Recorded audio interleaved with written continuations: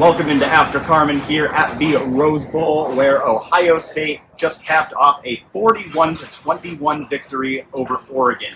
The Ducks came in undefeated, #1 seed in the college football playoff. Not anymore, as the Buckeyes, with a dominant performance, advance to the CFP semifinals at the Cotton Bowl, where they will face Texas. Andy, we thought this was going to be a really close, really tight game. Instead, it was a 34-0 game by the second quarter. There's a lot of words you could use to describe this. Bludgeoning, domination, annihilation. I know there's one word you like in particular. Yeah, ass kicking. I said that about 30 times, be it in the press box, be it post-game to various other reporters. Pretty much unanimous agreement on that. It was an ass kicking, in fact. I said it after the Tennessee game, too, which is funny, and it was another ass-kicking by this Ohio State team that has really built a lot of momentum through 2 playoff games, and is, you've got to say, the national title favorite coming out of this performance. Just complete effort, offense, defense.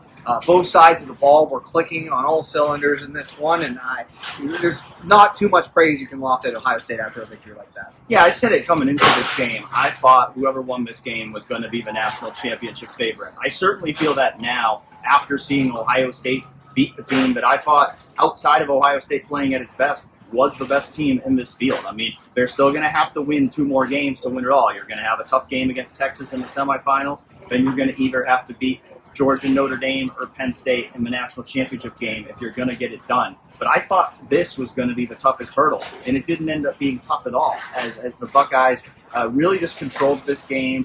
We saw Oregon make it a little bit more respectable, scores on the last play of the first half, get some momentum in the third quarter before Ohio State ultimately seized momentum and controlled the game from there. But to race out to a 34-0 lead, I mean, this one felt like it was over in the second quarter. A lot of angst in the regular season about slow starts by this team, but none of that today, as we saw the offense roll and the defense play much better than it did the first time around against the Ducks.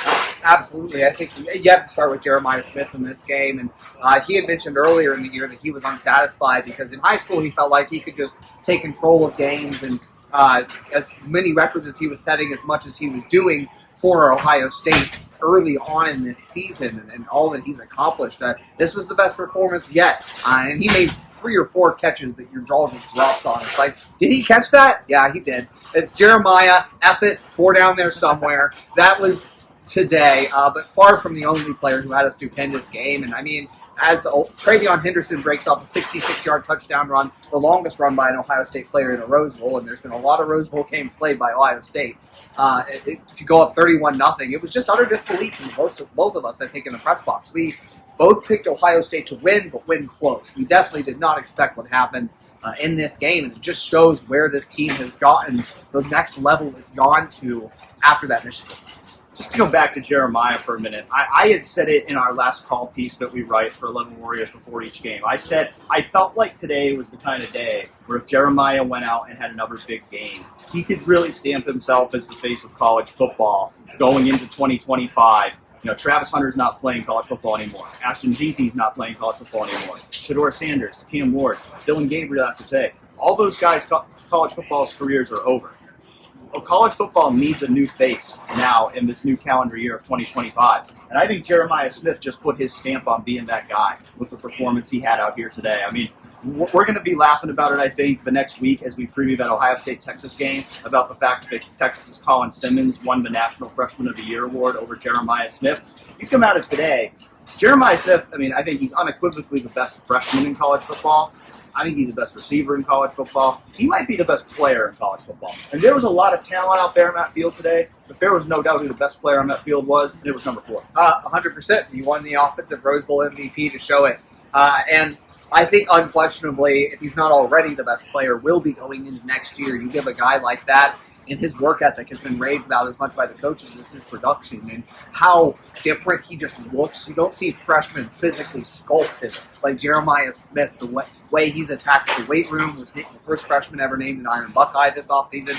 Give him another offseason to do that. And I think he will be the best player in college football next year. But there's a lot more to talk about from this game than just Jeremiah, because there were great performances all over the place. Will Howard, I think, made the best throw of his season, or one of the best throws I've seen in college football this year, on the 42-yard skinny post to Emeka Egbuka. The game plan was very similar to what we saw against Tennessee. Ohio State comes out aggressive through the air, throws the ball a lot early, runs it later, and won the rushing battle, but they could have rushed for 0 yards and won the rushing battle, because Oregon finished with negative 26 rushing yards in this game, man. 7 sacks by the defense.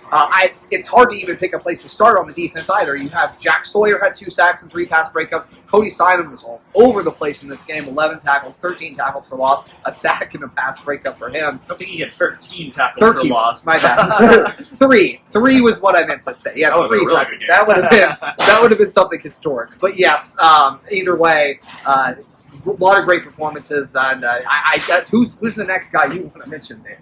I mean, you already mentioned Jack Sawyer, but I mean, this is a guy, I've said it a lot in these shows that we do. It's like he's Mr. November, but I think it's really more like Mr. November through January, because he just seems to find something, at least these last couple years, late in the season. He just takes it to another level. And, I mean, really since November, he has been that elite defensive end we thought he would be for this defense, and he continued to be that out here today. And Caleb Downs, another guy. I mean, again, you talk about best players in college football. You could make an argument now. I think even with some really good teams left in this college football playoff, this team might have the best offensive and the best defensive player out there. And yeah, both those guys are going to be playing at least one more year of college football. So I'm talking about Jeremiah Smith and Caleb Downs. And so Tyleik Williams, another guy too. I mean, I think this was his best game of the season. He was a guy that came into the year with a lot of hype. And Denzel Burke, we got to give him a shout out too. There was so much criticism levied his way because of how he played in that first game against Oregon. I haven't seen the official coverage numbers yet, but I don't remember him giving up anything really. No, he was dominant. The entire secondary played well in this game. Just, a huge statement performance for his defense with the way that it played in that first game against Oregon to really set the tone in that first half and allow Ohio State to pull away. I mean, one other guy we should mention too, Jaden Fielding, another guy who's taken a lot of criticism recently, went out there and made both of his field goals, including a 46-yarder, tying his season long. So great performances across the board. I mean, we got to give Ryan Day a shout out too, right? I mean, we sat here a little over a month ago after the Michigan game talking about Ryan Day should be coaching for his job in the CFP. And if Ohio State had an early exit in the CFP, would Ohio State potentially have a new coach next year? Well, Ohio State's going to have the same coach next year because Ryan Day has certainly redeemed himself these first 2 games. Now, the job's not done. The goal is to win 2 more games, but I think without a doubt, with the performance that he and this entire coaching staff have had in these first 2 games, they've really redeemed themselves. Doesn't mean we're casting aside the importance of beating Michigan, but the ultimate goal in college football is to win the national championship. And as you said, I think this team is the favorite now to win it all.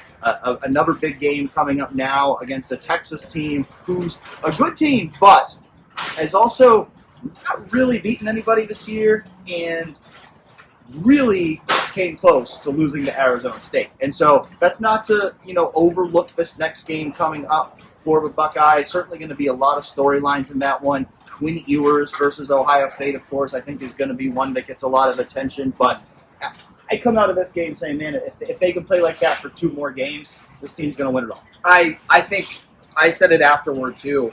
The only team that can beat them now is themselves. I thought Oregon and Ohio State were the 2 best teams left in the playoff entering this game. And, again, obviously Ohio State dominated in this. So I don't think, be it Texas, be it Notre Dame, be it Penn State, be it Georgia, none of those 4 are as complete as this Ohio State team is right now. You mentioned Denzel Burke, too. I just really wanted to highlight a couple plays because he was really heady in this game. What he talked about going into the weekend about getting surprised by some of the deep ball stuff Oregon did in the first game. They ran a double move on him later on in the game, and Dylan Gabriel tried to attack him, and he was in perfect position, almost made an interception. There was a play where they ran a slide to Taz Johnson, the same concept that Jeremiah Smith scored his first touchdown on, and Denzel Burke spotted it and ran right with him and took it away. So there was a lot of, it was just an amazing bounce back performance by him. Lathan Ransom is another guy I wanted to highlight because he really set the tone with a couple of huge hits in the first half. Caleb Downs had an excellent game again, of course, but his partner at safety has been excellent all year and was excellent again in this game. Can't not talk about the offensive line either.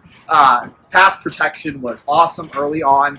Josh Fryer got beat on a couple plays here and there, but he was facing an elite duo of edge rushers today, and Matthias Uyunglele and Jordan Birch, so you're not going to be perfect. And they really imposed their will in the ground game over the course of this one. We said coming in, Oregon's run defense was kind of middling, especially relative to how good their pass D had been this year. Only 55th in the country in yards per attempt allowed on the ground. And Ohio State was able to find those chunks as the game progressed. Obviously, the 66-yarder from TreVeyon Henderson, Quinshon Judkins really broke off a few and had some consistent gains there as well. This offensive line has coalesced. Luke Montgomery, I think, has brought another energy. I was talking to him after the game. He had a busted-up nose and a busted-up lip. It's like you could tell he was just ramming some people, right?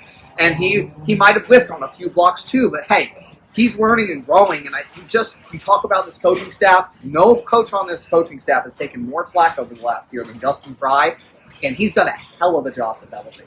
Say what you want about his recruiting, losing on David Sanders, whatever. He can develop offensive linemen. He's proven it. To take this patchwork group, losing your two best offensive linemen, sliding your other best offensive linemen out of position, and they've done what they've done the last two games. The game plan helped, obviously, spacing out both Tennessee and Oregon early, but you have to hold up in pass protection to do that too, and they did a good job of that tonight. Well, we could praise just about everybody. I think we pretty much have at this point. We're going to have a lot more coverage to come on 11warriors.com of this excellent performance by Ohio State. Huge win. Ohio State's 5th straight win in a Rose Bowl. Also, its largest margin of victory ever in a game against the #1 ranked team. So, a heck of a performance. We're going to be writing a lot more about this. And then, of course, we're going to be looking ahead to that game, the Cotton Bowl. In just 9 days, we will be down there in Dallas for that one. Can't wait for that.